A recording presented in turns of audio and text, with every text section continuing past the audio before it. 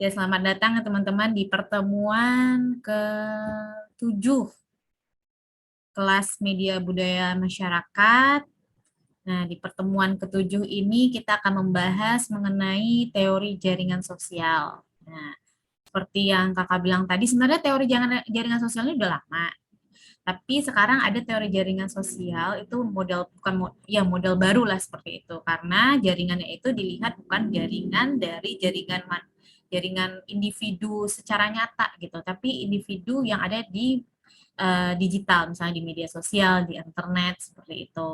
Nah, itulah kenapa teori jaringan sosial ini sedikit baru gitu.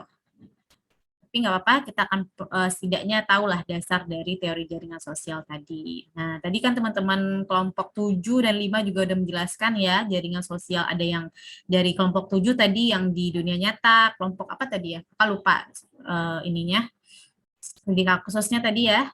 Dan juga ada yang di dunia maya, tadi studi 1 kelompok 5 itu mengenai apa tadi? Kekerasan seksual. Nah, jadi memang jaringan tuh bisa jaringan di dunia nyata dan jaringan di dunia maya gitu. Nah, kita bahas dulu apa sih teori jaringan sosial itu atau network society. Nah, ini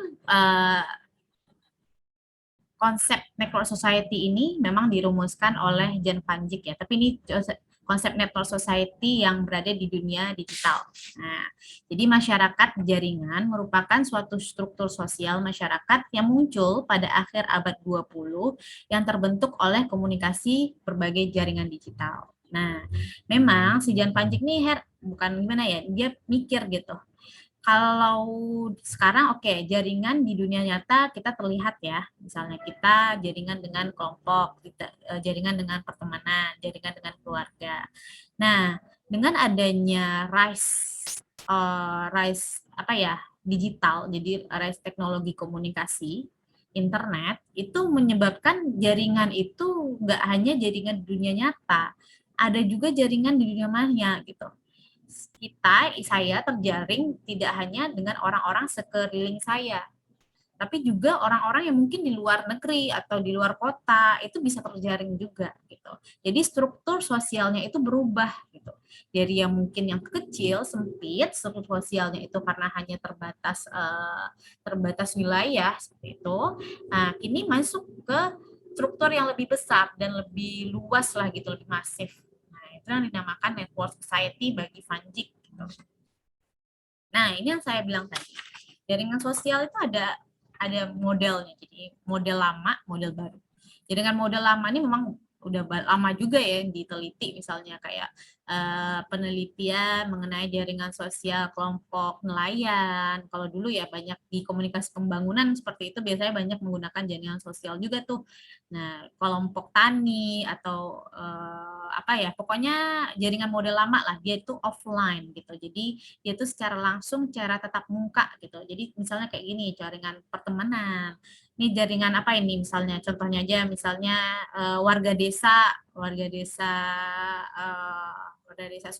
suka maju gitu ya.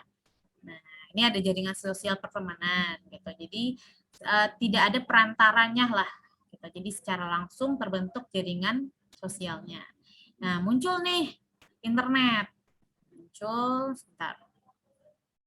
Suara saya kedengeran nggak? Kedengeran, Oh, Kak. kedengeran. Kakak nyuap-nyuap ternyata enggak. Nah, muncul nih, gimana nih? Namanya jaringan sosial model baru. Gitu. Gara-gara apa? Gara-gara internet. Gitu.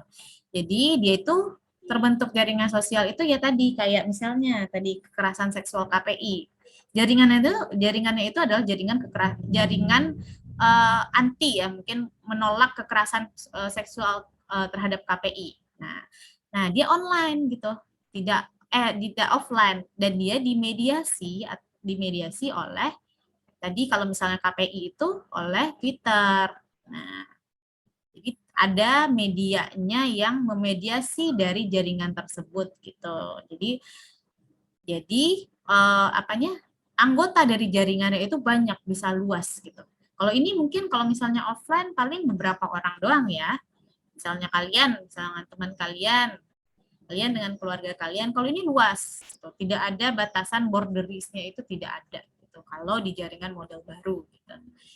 Nah, ini dulu jaringan begini itu banyak dibahas oleh orang-orang TIK, maksudnya orang-orang komputer gitu. Jadi analisis ya jaringan model baru ini, misalnya mereka itu melihat jaringan di Twitter gitu. Nah, itu jarang orang-orang sosial melihatnya karena susah, karena berbasisnya itu berarti berbasis big data gitu kan ya, big data.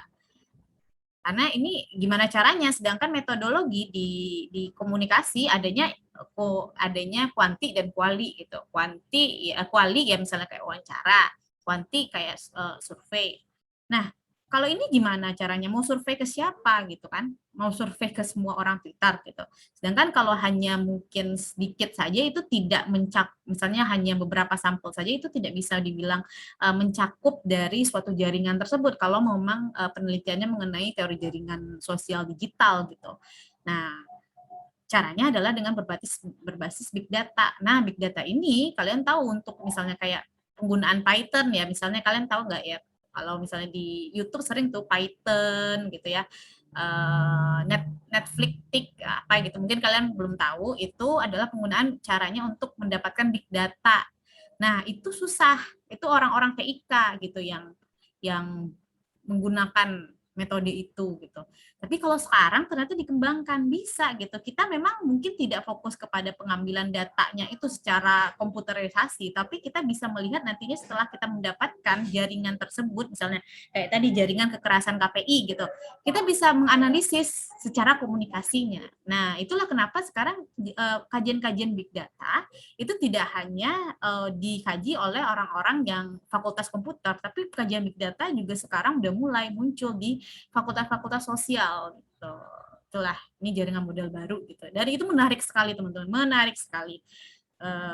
Analisis jaringan sosial ini menarik sekali karena kita bisa melihat data yang sangat banyak dan sangat komprehensif lah seperti itu. Nah, kita lanjut. Ini kok nggak bisa harus di clear dulu. Ya. Mau di next.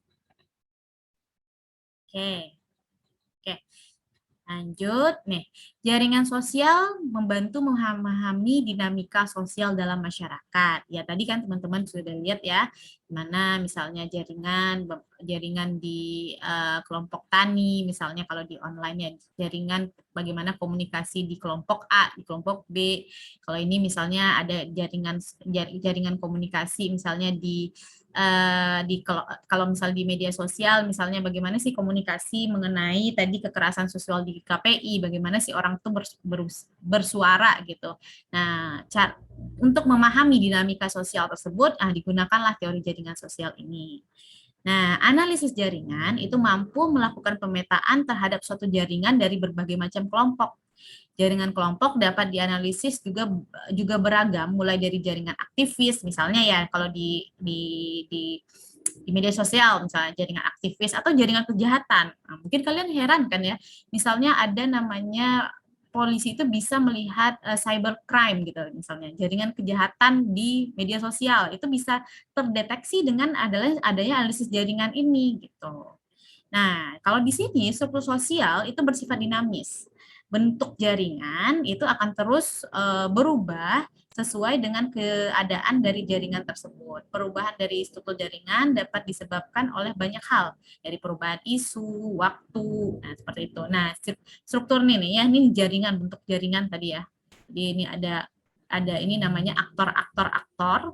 Ini bersifatnya dinamis gitu.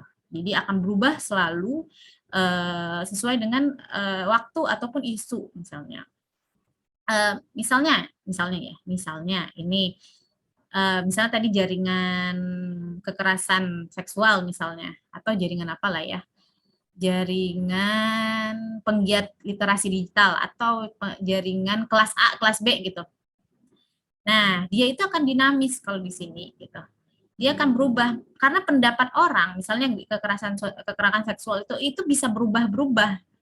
Nah, ketika perubahan pendapat isu itu terjadi, maka akan terjadi juga perubahan dari struktur jaringan. Oke, bedaannya gitu.